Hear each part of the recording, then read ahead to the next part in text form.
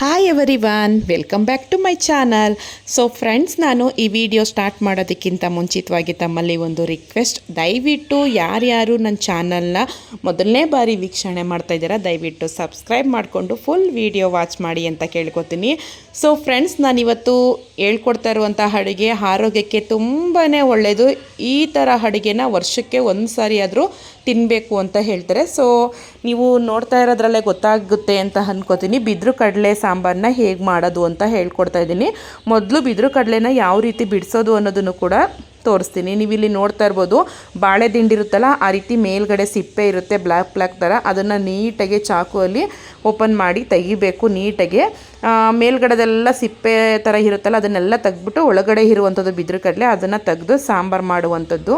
ಮತ್ತು ತುದಿಲೂ ಅಷ್ಟೇ ಬಾಳೆದಿಂಡು ಒಣಗೋಗಿರುತ್ತೆ ನೋಡಿ, ಬಾಳೆ ಎಲೆ ಚಿಗುರುತ್ತೆ ಇರುತ್ತಲ್ಲ, ಆ ಥರ ಇರುತ್ತಲ್ಲ, ಅದೇ ಟೈಪಲ್ಲಿ ಇರುತ್ತೆ. ಅದನ್ನು ಯೂಸ್ ಮಾಡ್ಕೊಳ್ಳೋ ಹಾಗಿಲ್ಲ.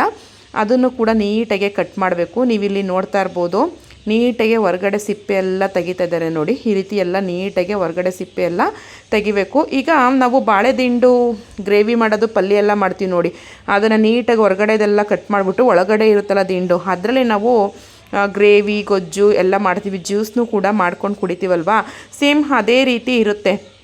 ಮತ್ತು ಇದರಲ್ಲಿ ರೋಗ ನಿರೋಧಕ ಶಕ್ತಿನೂ ಇರುತ್ತೆ, ಮತ್ತು ಯಾವುದೇ ಕಾಯಿಲೆಗಳು ಕೂಡ ಬರಲ್ಲ ಅಂತ ನಮ್ಮ ಹಿರಿಯವರು ಹೇಳ್ತಾರೆ. ವರ್ಷಕ್ಕೆ 2 ಸಾರಿ ಆದರೂ ತಿನ್ನಬೇಕು. ಅಕಸ್ಮಾತ್ ಸಿಕ್ಕಿಲ್ಲ ಅಂದರೆ ವರ್ಷಕ್ಕೆ 1 ಸಾರಿ ಆದ್ರೂ ಬಿದಿರು ಕಡಲೆನ ತಿನ್ನಬೇಕು ಅಂತ ಹೇಳ್ತಾರೆ. ಸೊ ಹೌದು ಕೂಡ, ತುಂಬಾ ಆರೋಗ್ಯಕ್ಕೆ ಒಳ್ಳೆಯದು. ಮತ್ತು ಇದರಲ್ಲಿ ಎಷ್ಟು ಆರೋಗ್ಯಕರವಾಗಿರೋ ಅಂಶ ಇರುತ್ತೋ ಅಷ್ಟೇ ವಿಷದ ಅಂಶನೂ ಕೂಡ ತುಂಬ ಇರುತ್ತೆ. ಆ ವಿಷದ ಅಂಶ ಹೋಗೋ ಥರ ನೀಟಾಗಿ ಹೋಗೋ ಥರ ಮಾಡಿ ಆಮೇಲೆ ಸಾಂಬಾರು ಮಾಡ್ಕೊಂಡು ತಿನ್ನಬೇಕು. ನೀವಿಲ್ಲಿ ನೋಡ್ತಾ ಇರ್ಬೋದು, ಈಗ ನಾವು ಕಬ್ಬನ್ನ ಪೀಸ್ ಮಾಡ್ತೀವಲ್ಲ, ಆ ರೀತಿ ಬರ್ತಾಯಿದೆ ನೋಡಿ ಪೀಸು.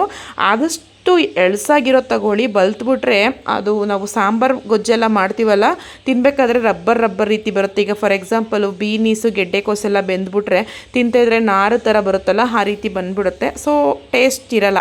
ಅಷ್ಟು ಶ್ರಮ ವಹಿಸಿ ಮಾಡಿರ್ತೀವಿ, ಎಲ್ಲ ಥರ ತರಕಾರಿ ಸೊಪ್ಪು ಎಲ್ಲನೂ ಹಾಕಿ ಮಾಡಿರ್ತೀವಿ ಅಂದಮೇಲೆ ಇದು ಸ್ವಲ್ಪ ಎಳ್ಸಾಗಿದ್ದರೆ ಬೆಸ್ಟ್ ಅಲ್ವಾ, ಅಷ್ಟೊಂದು ಖರ್ಚು ಮಾಡಿರ್ತೀವಲ್ವ. ಮತ್ತು ಈ ರೀತಿ ಉದ್ದುದ್ದಕ್ಕೆ ಕಟ್ ಮಾಡಿಬಿಟ್ಟು ಈಗ ನೀಟಾಗಿ ಪುನಃ ಸಣ್ಣ ಪೀಸು ಉದ್ದುದ್ದಕ್ಕೆ ಕಟ್ ಮಾಡ್ಕೊಳ್ಳಿ. ಕಟ್ ಮಾಡಿಕೊಂಡು ನೀಟಾಗಿ ಸಣ್ಣ ಕಟ್ ಮಾಡಿದ್ರೆ ನನ್ನ ಪ್ರಕಾರ ಬೆಸ್ಟು. ಮತ್ತು ಇದೇನಪ್ಪ ಅಂದರೆ, ನೀವು ಎಷ್ಟು ವಿಸಲ್ ಕೂಗಿಸಿ ಇದನ್ನು ಹಾಗೇ ಇರುತ್ತೆ, ಬೆಂದಿರುತ್ತೆ. ಬಟ್ ಪಾಯಸ ಅಂತೂ ಈಗ ಎಲ್ಲ ಪಾಯಸ ಥರ ಆಗ್ಬಿಡ್ತು ಅಂತ ಹೇಳ್ತಾರಲ್ಲ, ಆ ರೀತಿ ಎಲ್ಲ ಆಗಲ್ಲ. ನೀವಿಲ್ಲಿ ನೋಡ್ತಾ ಇರ್ಬೋದು, ಈ ರೀತಿ ಸಣ್ಣಕ್ಕೆ ಕಟ್ ಮಾಡ್ಕೊಳ್ಳಿ. ಮತ್ತು ಬಿದಿರು ಕಡಲೆ ಇನ್ನೊಂದೇನಪ್ಪ ಅಂದರೆ, 3 ದಿನ 3 ಸಾರಿ ಚೆನ್ನಾಗಿ ತೊಳೆದು 3 ದಿನ ಹಾಗೆ ಬಿಡಬೇಕು. ಆ ನೀರಲ್ಲಿ ಇದರಲ್ಲಿರುವಂತಹ ವಿಷದ ಅಂಶ ಎಲ್ಲ ಹೊರಟೋಗ್ಬೇಕು. ಡೈರೆಕ್ಟ್ ನೀವು ಕಟ್ ಮಾಡಿಬಿಟ್ಟು ಅವತ್ತೇ ಹಾಕ್ತೀವಿ ಅಂದರೆ ಇದರಲ್ಲಿರೋ ವಿಷದ ಅಂಶ ನಮ್ಮ ಬಾಡಿ ಒಳಗಡೆ ಸೇರಿಕೊಳ್ಳುತ್ತೆ. ಸೊ ಹಾಗಾಗಿ ದಯವಿಟ್ಟು ಇವತ್ತು ಕಟ್ ಮಾಡಿದ್ರೆ ಇವತ್ತು 3 ಸಾರಿ ತೊಳೆದು, ನಾಳೆನೂ 3 ಸಾರಿ ತೊಳೆದು, ನಾಳಿದ್ದು 3 ಸಾರಿ ತೊಳೆದು ಆಮೇಲೆ ನೀವು ಅಡುಗೆ ಮಾಡಿ. ಸೊ ಕಂಪಲ್ಸರಿ 3 ಸಾರಿ ತೊಳಿಬೇಕು. ಸೊ ನಾನು 3 ದಿನ ಆದಮೇಲೆ ಇವಾಗ ಅಡುಗೆ ಮಾಡೋದಕ್ಕೆ ರೆಡಿ ಮಾಡ್ಕೊತಾ ಇದ್ದೀನಿ. ನೀವು ಇಲ್ಲಿ ನೋಡ್ತಾ ಇರ್ಬೋದು, ನಾನು ಫಸ್ಟೇ ಹೇಳಿದೆ, ಬಿದಿರು ಕಡಲೆ ಸಾಂಬಾರು ಮಾಡಬೇಕಾದ್ರೆ ಎಲ್ಲ ಥರ ಸೊಪ್ಪು, ಎಲ್ಲ ಥರ ಕಾಳು, ಎಲ್ಲ ಥರ ತರಕಾರಿನ ಹಾಕಿ ಮಾಡಿದ್ರೆ ಅದೊಂಥರ ಟೇಸ್ಟು. ಆಡು ಮುಟ್ಟದ ಸೊಪ್ಪಿಲ್ಲ ಅಂತ ಹೇಳ್ತಾರಲ್ಲ, ಹಂಗೆ ಬಿದಿರು ಕಡಲೆಗೆ ಎಲ್ಲ ಥರನೂ ಹಾಕಿ ಮಾಡಿದ್ರೆ ಸೊ ತುಂಬಾ ಚೆನ್ನಾಗಿರುತ್ತೆ. ಇಲ್ಲಿ ನಾನು ಕೀರೆ ಸೊಪ್ಪು, ನಿಮ್ಮ ಮನೇಲಿ ಎಲ್ಲ ಥರ ಹಾಕಬೇಕು ಸಿಗಲ್ಲ ಅನ್ನೋರು, ನಿಮ್ಗೆ ಎಷ್ಟು ಥರ ತರಕಾರಿ ಸಿಗುತ್ತೋ, ಎಷ್ಟು ಥರ ಸೊಪ್ಪು ಕಾಳು ಸಿಗುತ್ತೋ ಅದನ್ನು ಹಾಕಿ ನೀವು ಮಾಡ್ಬೋದು. ನಾನು ಮಾಮೂಲಿ ಸೋರೆಕಾಯಿ, ಪಡವಲಕಾಯಿ, ಬೀನೀಸು, ಕ್ಯಾರೆಟು, ಮತ್ತು ಎಲೆಕೋಸು, ಬದನೆಕಾಯಿ, ಬೀಟ್ರೋಟು, ಮತ್ತು ಆಲೂಗೆಡ್ಡೆ ಎಲ್ಲನೂ ತೊಗೊಂಡಿದ್ದೀನಿ. ಎಲ್ಲ ಥರ ಕಾಳುಗಳನ್ನೂ ಕೂಡ ಮೊಳಕೆ ಕಟ್ಟಿದ್ದೀನಿ. ಮೊಳಕೆ ಕಟ್ಟಿಲ್ಲ ಅಂದರೂ ಕೂಡ ನಡೆಯುತ್ತೆ. 1 ಟೊಮೊಟೊ, 2 ಈರುಳ್ಳಿ. ನೀವಿಲ್ಲಿ ನೋಡ್ತಾ ಇರ್ಬೋದು, ಬಿದಿರು ಕಡಲೆನ ನಾನು 3 ದಿನ ನೆನೆಸಿ ತೊಳೆದಿರುವಂಥದ್ದು. ಸೊ ತುಂಬ ಚೆನ್ನಾಗಿ ಕ್ಲೀನಾಗಿದೆ. ಸೊಪ್ಪು ಅಷ್ಟೇ, ಕೀರೆ ಸೊಪ್ಪು, ಸಬ್ಸಿಗೆ ಸೊಪ್ಪು, ನೆಕ್ಸ್ಟು ನುಗ್ಗೆ ಸೊಪ್ಪು ಕೂಡ ತೊಗೊಂಡಿದ್ದೀನಿ. ಸೊ ತುಂಬಾ ಚೆನ್ನಾಗಿರುತ್ತೆ. ಇವಿಷ್ಟನ್ನು ಇಟ್ಕೊಂಡು ಈಗ ಅಡುಗೆ ಮಾಡೋಣ. ಇದರ ಎಲ್ಲ ಪ್ರಿಪೇರ್ ಮಾಡ್ಕೊಬಿಟ್ರೆ ಬೆಸ್ಟು, ಬೇಗ ಅಡುಗೆ ಆಗುತ್ತೆ. ಬೇಯೋದಕ್ಕೆ ಒಂದ್ಸರಿ ಇಟ್ಬಿಟ್ಟು ಆಮೇಲೆ ಮಸಾಲೆಗೆ ರುಬ್ಬೋದು, ಅವೆಲ್ಲ ಚೆನ್ನಾಗಿರಲ್ಲ. ಒಂದ್ಸರಿ ರೆಡಿ ಮಾಡ್ಕೊಬಿಟ್ರೆ ಬೇಗ ಅಡುಗೆ ಪ್ರಿಪೇರ್ ಮಾಡ್ಬೋದು. ಸೊ ಈಗ ನಾನು ಒಂದು ದೊಡ್ಡ ಕುಕ್ಕರ್ ತೊಗೊಂಡಿದ್ದೀನಿ. ಅದಕ್ಕೆ ಮೊದಲು ನಾನು ಬಿದಿರು ಕಡಲೆನ ಹಾಕೋತೀನಿ. ನಂತರ ನಾನು ಕಾಳು, ಕಡಲೆಕಾಳು, ಹೆಸರು ಕಾಳು, ಹುರುಳಿಕಾಳು, ಬೇಳೆಕಾಳು, ಅವರೆಕಾಳು, ಎಲ್ಲ ಥರ ಬಟಾಣಿ ಎಲ್ಲ ಥರ ಕಾಳನ್ನು ನೆನೆಸಿ ಮೊಳಕೆ ಕಟ್ಟಿದೆ, ಅದನ್ನು ಕೂಡ ಹಾಕೋತಾ ಇದ್ದೀನಿ. ಮೊಳಕೆ ಕಟ್ಟಿಲ್ಲ ಅಂದರೂ ನಡೆಯುತ್ತೆ ಅಂತ ಹೇಳಿದ್ರು ಅಮ್ಮ. ಸೊ ನಾನು ಸ್ವಲ್ಪ ವೆರೈಟಿಯಾಗಿರಲಿ ಅಂತ ಮಾಡ್ತಾಯಿದ್ದೀನಿ. ಅದಕ್ಕೆ ಈರುಳ್ಳಿ ಟೊಮೊಟೊ ಎಲ್ಲ ಕಟ್ ಮಾಡ್ಕೊಂಡಿದೆಯಲ್ವ, ಎಲ್ಲನೂ ಹಾಕ್ಕೊಂಡೆ ರುಬ್ಬೋದಕ್ಕೆ ಸ್ವಲ್ಪ ಟೊಮೊಟೊ ಮತ್ತು ಈರುಳ್ಳಿನ ಸೈಡಲ್ಲಿ ಇಟ್ಕೊಂಡಿದ್ದೀನಿ. ನೆಕ್ಸ್ಟು ನಾನು ಕಟ್ ಮಾಡ್ಕೊಂಡಿದ್ದೆ ಅಲ್ವ ತರಕಾರಿಗಳನ್ನ, ಅದನ್ನು ಕೂಡ ಕುಕ್ಕರ್ ಒಳಗಡೆ ಹಾಕೋತಾ ಇದ್ದೀನಿ. ನಂತರ ಇದ್ರ ಜೊತೆಗೇ ನಾನು ಕಟ್ ಮಾಡ್ಕೊಂಡಿರುವಂಥ ಸೊಪ್ಪನ್ನು ಸಹ ಇದ್ರೊಳಗಡೆ ಹಾಕ್ತೀನಿ. ಬದನೆಕಾಯಿನೂ ಕೂಡ ಹಾಕ್ತಾಯಿದ್ದೀನಿ, ನೀವಿಲ್ಲಿ ನೋಡ್ತಾ ಇರ್ಬೋದು. ಸೊ ನೀವು ಹೇಳ್ಬೋದು ಇದನ್ನೆಲ್ಲ ಕೂಗಿಸ್ತೀರಲ್ವ ತರಕಾರಿ ಜೊತೆ ಸೊಪ್ಪೆಲ್ಲ ಬೆಂದೋಗಲ್ವ ಅಂತ. ಸೊ ಖಂಡಿತ ಇಲ್ಲ, ನೀವೊಂದ್ಸರಿ ಟ್ರೈ ಮಾಡಿ. ಸ್ವಲ್ಪ ಬೆಂದಿರುತ್ತೆ ಅಷ್ಟೇ, ಸೊಪ್ಪೆಲ್ಲ ಬೆಂದೋಗೋದು ಫುಲ್ಲು ಪಾಯಸ ಥರ ಆಗೋದು ಆ ಥರ ಎಲ್ಲ ಆಗಲ್ಲ. ಸೊ ತುಂಬ ನೀಟಾಗಿರುತ್ತೆ. ನಾನು ನಿಮಗೆ ತೋರಿಸ್ತಾ ಇದ್ದೀನಲ್ವ, ನೀವೇ ನೋಡ್ತಾ ಇರಿ ಎಷ್ಟು ಚೆನ್ನಾಗಿ ಬರುತ್ತೆ ಅಂತ. ಈಗ ನಾವು ರುಚಿಗೆ ತಕ್ಕಷ್ಟು ಉಪ್ಪು ಹಾಕೊಳ್ಳೋಣ, ಯಾಕಂದರೆ ಕಾಳು ತರಕಾರಿ ಎಲ್ಲ ಉಪ್ಪಿಡ್ದು ಬೆಂದರೆ ಸಾಂಬಾರು ತುಂಬ ಚೆನ್ನಾಗಿರುತ್ತೆ. ಹಾಗಾಗಿ ಫಸ್ಟೇ ನೀರು ಮತ್ತು ಉಪ್ಪೆಲ್ಲ ಹಾಕ್ಕೊಂಡು, ನೀರು ಹಾಕ್ಕೊಂಡಿಲ್ಲ, ಜಸ್ಟ್ ಉಪ್ಪು ಹಾಕಿದ್ದೀನಿ. ಈಗ ಎಷ್ಟು ಬೇಕೋ ಅಷ್ಟನ್ನು ನೀರು ಹಾಕ್ಕೊಳ್ಳಿ. ಜಾಸ್ತಿ ನೀರು ಹಾಕೋದಕ್ಕೆ ಹೋಗಬೇಡಿ, ಅದು ವಿಸಲ್ ಕೂಗಬೇಕಾದ್ರೆ ಏನಾಗುತ್ತೆ ಅಂದರೆ ನೀರು ಉಬ್ಬಂದ್ಬಿಡುತ್ತೆ. ಆಗ ಒಂಥರ ನಮಗೆ ಒಂಥರ ಕಿರಿಕಿರಿ ಅನಿಸುತ್ತೆ, ಅಯ್ಯೋ ಎಲ್ಲ ನೀರು ಬಂದುಬಿಡುತ್ತಲ್ಲ, ಕ್ಲೀನ್ ಮಾಡಬೇಕಲ್ಲ ಅನ್ನೋದೊಂದು ಕಷ್ಟ ಇರುತ್ತಲ್ವ. ಸೊ ಹಾಗಾಗಿ ಸ್ವಲ್ಪ ನೀರು ಹಾಕ್ಕೊಳ್ಳಿ, ಎಷ್ಟು ಬೇಕೋ ಅಷ್ಟು ಸ್ವಲ್ಪ ನೀರು ಹಾಕ್ಕೊಳ್ಳಿ. ಸೊ ಇವಾಗ ಇದನ್ನು ನೀಟಾಗಿ ಉಪ್ಪೆಲ್ಲ ಎಲ್ಲ ಕಡೆ ಹರಡಬೇಕು. ಆ ರೀತಿ ನೀರನ್ನ ಸ್ವಲ್ಪ ಹಾಕ್ಕೊಂಡು ಇವಾಗ ಎಲ್ಲ ಮಿಕ್ಸ್ ಮಾಡ್ಕೋತಾ ಇದ್ದೀನಿ. ಇದನ್ನು ಬೇಯಿಸೋದಕ್ಕೆ ಸ್ವಲ್ಪ ಅರಿಶಿನ ಕೂಡ ಬೇಕು ಅಂದರೆ ಹಾಕೋಬೋದು, ಆದರೆ ನಾನು ಹಾಕೋತಾ ಇಲ್ಲ. ಇದಿಷ್ಟು ನಾನು ನೀರು ಹಾಕಿ ಚೆನ್ನಾಗಿ ಮಿಕ್ಸ್ ಮಾಡಿಬಿಟ್ಟು ಈಗ ಲಿಡ್ ಕ್ಲೋಸ್ ಮಾಡಿ ಒಂದು 3 ವಿಸಲ್ ಕೂಗಿಸು ಅಂತ ಹೇಳಿದರು ಅಮ್ಮ. ಯಾಕಂದರೆ ಅದು ಬಿದ್ರು ಕಡಲೆ ಎಲ್ಲ ಬೇಯಬೇಕಲ್ವ, ಹಾಗಾಗಿ 3 ವಿಸಲ್ನ ನಾನು ಇದನ್ನು ಕೂಗಿಸ್ತಾ ಇದ್ದೀನಿ. ಅದು ಕೂಗಿಸೋ ಅಷ್ಟರಲ್ಲಿ ಮಸಾಲೆಗೆ ರೆಡಿ ಮಾಡ್ಕೊಳ್ಳೋಣ. ಸೊ ಇದನ್ನು ಮಟನ್ ಸಾಂಬಾರು ಪೌಡ್ರು ಕೂಡ ಹಾಕಿ ಮಾಡ್ತಾರಂತೆ, ಆದರೆ ಸ್ವಲ್ಪ ಸ್ಪೆಷಲ್ಲಾಗಿ ಮಾಡೋಣ ಅಂದ್ಕೊಂಡು ಮಾಡ್ತಾಯಿದ್ದೀನಿ. ಒಂದು ಬಾಣಲಿಗೆ ಸ್ಟವ್ ಹಚ್ಕೊಂಡು ನಾನು 7ರಿಂದ 8 ಒಣಮೆಣ್ಸಿಕಾಯಿ, 4ರಿಂದ 5 ಬ್ಯಾಡಗೆ ಮೆಣಸಿಕಾಯಿ, ಒಂದು 10-15 ಮೆಣಸು ಇಷ್ಟನ್ನು ಹಾಕ್ಕೊಂಡು ಲೋ ಫ್ಲೇಮಲ್ಲಿ ಸ್ಟವ್ ಇಟ್ಕೊಂಡು ಈ ರೀತಿ ಫ್ರೈ ಮಾಡ್ಕೊಳ್ಳಿ. ಸ್ವಲ್ಪ ಘಮ ಫ್ಲೇವರ್ ಬಂದರೆ ಸೊ ತುಂಬಾ ಚೆನ್ನಾಗಿರುತ್ತೆ. ಸೊ ನೋಡಿ, ಮೆಣಸಿಕಾಯಿ ಎಲ್ಲ ಬಣ್ಣ ಚೇಂಜ್ ಆಗಿದೆ, ಮೆಣಸು ಕೂಡ ಚಿಟಪಟ ಅಂತ ಸೌಂಡ್ ಆಗ್ತಾಯಿತ್ತು. ಈಗ ಅದೇ ಮಿಕ್ಸಿ ಜಾರಿಗೆ ನಾನು ಇವಾಗ ಏನು ಮಾಡ್ತೀನಿ, ಸ್ವಲ್ಪ ಬೆಳ್ಳುಳ್ಳಿ, ಸ್ವಲ್ಪ ಶುಂಠಿ, ಲವಂಗ, ಚಕ್ಕೆ, ಒಂದು 5ರಿಂದ 6 ಸ್ಪೂನ್ ಕಾಯಿ ಪೌಡ್ರು, ನೆಕ್ಸ್ಟು ಒಂದು 4-5 ಕಡ್ಡಿ ಕೊತ್ತಂಬರಿ ಸೊಪ್ಪು, ಪುದೀನ ಇದ್ದರೆ ಹಾಕ್ಕೊಳ್ಳಿ, ಇಲ್ಲ ಅಂದರೆ ಬೇಡ.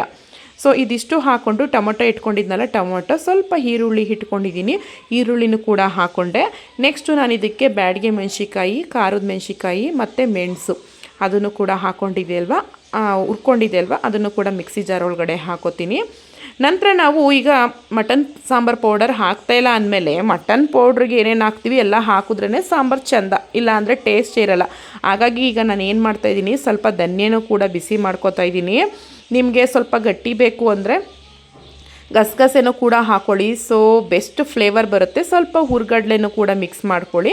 ಇದಿಷ್ಟನ್ನು ಹಾಕ್ಕೊಂಡು ಸ್ವಲ್ಪ ನೀರು ಹಾಕ್ಕೊಂಡು ಮಿಕ್ಸಿ ಮಾಡ್ಕೊಳ್ಳಿ. ಸೊ ಬೆಸ್ಟ್ ಮಸಾಲ ರೆಡಿಯಾಗುತ್ತೆ. ಯಾರ ಮನೇಲಿ ಸಾಂಬಾರು ಪೌಡರ್ ಖಾಲಿಯಾಗಿರುತ್ತೆ, ಸಡನ್ಲಿ ಈ ರೀತಿ ಬಿದ್ರು ಕಡ್ಡೆ ಎಲ್ಲ ಸಿಕ್ಕಿದಾಗ, ಇಲ್ಲ ಅಂದರೆ ಕಾಳಿನ ಸಾಂಬಾರು ಮಾಡ್ತಾಯಿದ್ದೀವಿ ಅಂತಂದಾಗ ಈ ರೀತಿ ಮಸಾಲೆನ ಪ್ರಿಪೇರ್ ಮಾಡ್ಕೋಬೋದು ನೀವು. ಸೊ ಈಗ ನಾನು ಎಲ್ಲನೂ ನೀಟಾಗಿ ಗ್ರೈಂಡ್ ಮಾಡ್ಕೊತಾ ಇದ್ದೀನಿ. ಸ್ವಲ್ಪ ಫುಲ್ಲು ನೈಸ್ಗಾಗಬೇಕು, ಆ ರೀತಿ ಗ್ರೈಂಡ್ ಮಾಡ್ಕೊಳ್ಳಿ. ನೀವಿಲ್ಲಿ ನೋಡ್ತಾ ಇರ್ಬೋದು ವಿಸಲ್ ಕೂಗ್ತಾಯಿದೆ, ಆಲ್ಮೋಸ್ಟ್ 3 ವಿಸಲ್ ಆಯಿತು. ಈಗ ವಿಸಲ್ ಹಾರಿದೆ, ಲಿಟ್ಟು ಓಪನ್ ಮಾಡ್ತೀನಿ, ನಿಮಗೆ ತೋರಿಸ್ತೀನಿ ನೋಡಿ. ಸೊಪ್ಪೆಲ್ಲ ಅಷ್ಟೊಂದು ಬೆಂದಿಲ್ಲ.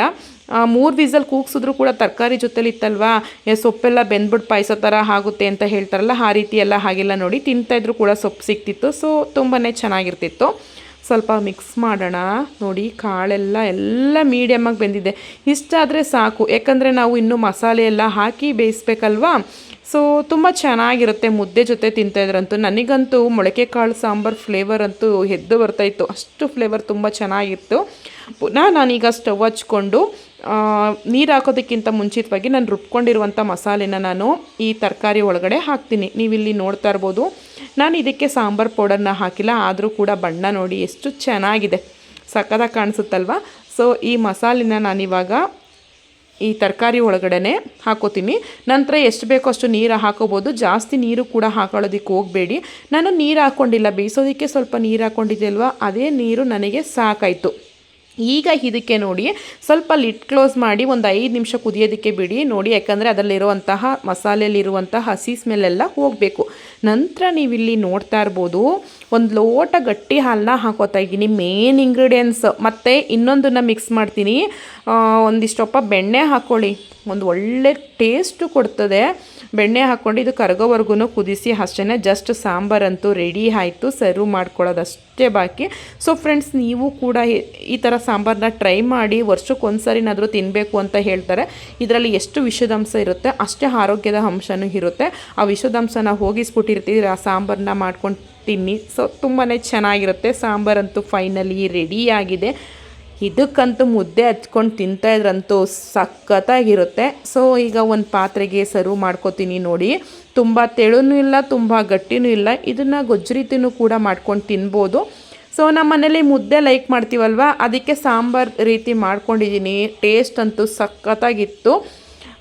ಫೈನಲಿ ಬಿದಿರು ಕಡಲೆ ಸಾಂಬಾರಂತೂ ರೆಡಿ ಆಯಿತು. ಸೊ ಫ್ರೆಂಡ್ಸ್, ನಾನು ಮಾಡಿದಂಥ ಬಿದಿರು ಕಡಲೆ ಸಾಂಬಾರು ಇಷ್ಟ ಆಗಿದ್ದರೆ ದಯವಿಟ್ಟು ಹೇಗಿತ್ತು ಅಂತ ಕಾಮೆಂಟ್ ಮಾಡಿ, ಲೈಕ್ ಮಾಡಿ, ಶೇರ್ ಮಾಡಿ ಅಂತ ಕೇಳ್ಕೊತೀನಿ. ಸೊ ಫ್ರೆಂಡ್ಸ್, ಇನ್ನೂ ಮುಖ್ಯವಾದ ವಿಷಯದ ಜೊತೆ ನೆಕ್ಸ್ಟ್ ವೀಡಿಯೋದಲ್ಲಿ ಸಿಗ್ತೀನಿ ಅಂತ ಹೇಳ್ತಾ ನಾನು ಈ ವಿಡಿಯೋನ ಎಂಡ್ ಮಾಡ್ತಾಯಿದ್ದೀನಿ. ದಯವಿಟ್ಟು ನನ್ನ ಉಳಿದಂಥ ಎಲ್ಲ ವೀಡಿಯೋನೂ ವಾಚ್ ಮಾಡಿ ಅಂತ ಕೇಳ್ಕೊತೀನಿ. So friends, thank you for watching. Okay friends, bye.